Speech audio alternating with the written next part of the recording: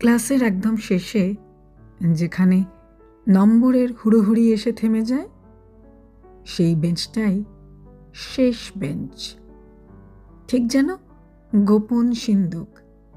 টিফিনের গন্ধ, আধখাওয়া বিস্কিট, জলের বোতল আর দুপুরের অলসতা। টিনটিন অরণ্যদেব পাতায় ভাসিয়ে নিয়ে যায় দূর দেশে, আর এদিকে খাতার পাতা ম্যাজিকের মতো হয়ে যায় কাগজের নৌকো। সাইন কসের জটিলতার পাশে হালকা আঁচড়ে লেখা দুটো নাম, একটু লাজুক হৃদয় চিহ্ন, যা পরীক্ষায় আসেনি কিন্তু জীবনে থেকে গেছে।